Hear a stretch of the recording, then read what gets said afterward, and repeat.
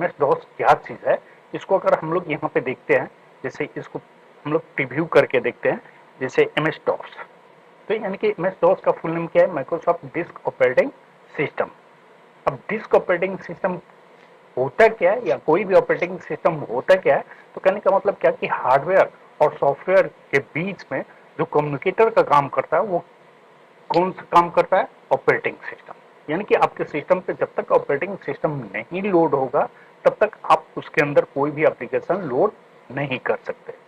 ठीक है, तो इसी में आप लोगों का ये जो आप लोगों का ऑपरेटिंग सिस्टम है, यानी कि जो सबसे पहले कंप्यूटर जब बना, तो सबसे पहले जो डेवलप हुआ ऑपरेटिंग सिस्टम, उसी का नेम क्या है, Microsoft disk operating system.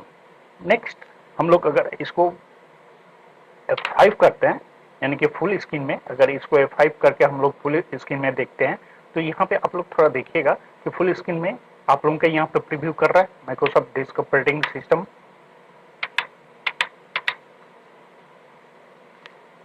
Disk operating system.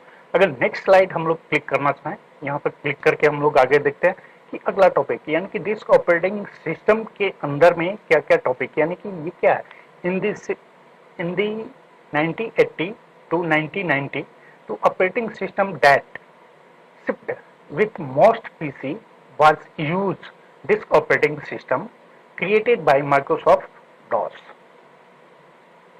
Then Microsoft DOS is disk operating system for IBM PC computers.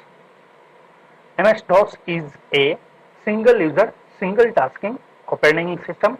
This quality makes it one of the easiest disk operating system to operate the our system. यानी कि कहने का मतलब क्या कि जो हम लोग अभी विंडोज ऑपरेटिंग सिस्टम यूज करते हैं, तो विंडोज ऑपरेटिंग सिस्टम क्या है, जीयूआई प्लेटफॉर्म पे काम करता है। और जीयूआई प्लेटफॉर्म का मतलब क्या, सिंगल यूजर मल्टीटास्किंग, यानी कि वन टाइम में हम लोग चाहें तो हम किसी सिस्टम पे बैकग्राउंड में सॉन्ग्स भी चला सकते हैं, साथ में किसी एप्लीकेशन के ऊपर में काम कर सकते हैं।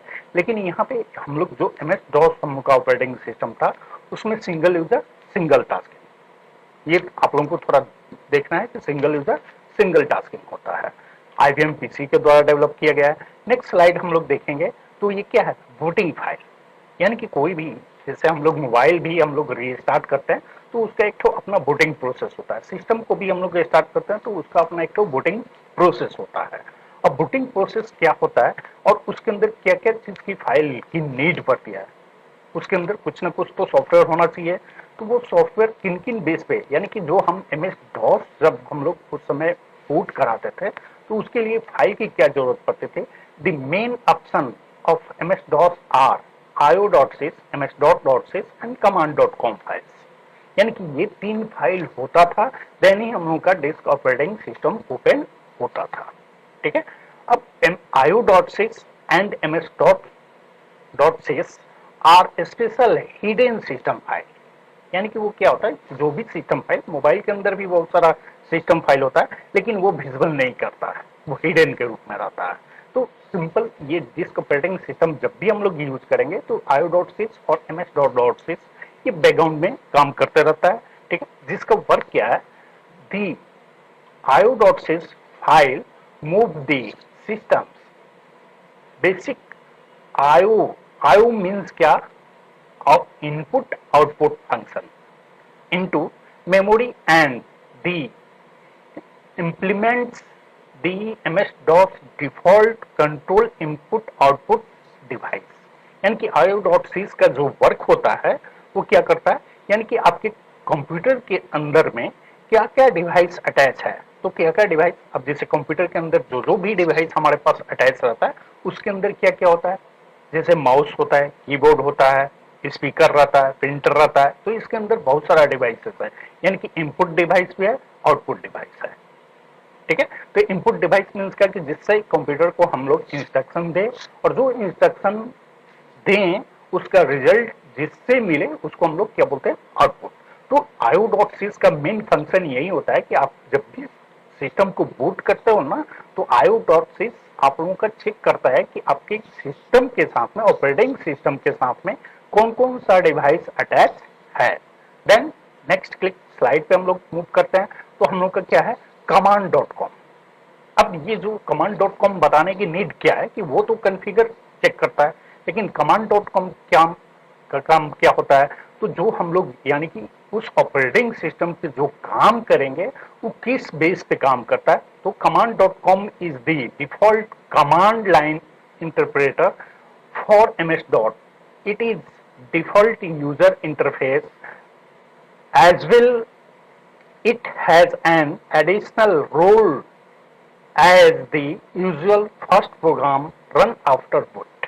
यानी कि इसका काम क्या होता है कि जैसे ही सिस्टम को हम लोग बूट करा लेते हैं, तो बूट कराते हैं तो जो इन्वायरमेंट हम लोग का ये डिस्प्ले करता है, जैसे हम लोग का यहाँ पे थोड़ा देखिएगा एक तो प्लेटफॉर्म आपको ओपन किए कि बूट करने के बाद में वो सबसे पहला जो ये प्लेटफॉर्म देता है, ये आप लोगों का कर्सर का जो ब्लिंक कर रहा है, तो ये प्लेटफॉर्म आप लोगों का क्या है, कमांड प्रॉम्प्ट है।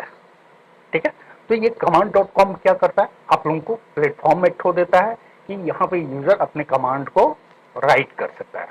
Then the commands.com command interpreter accept command issued through the keyboard।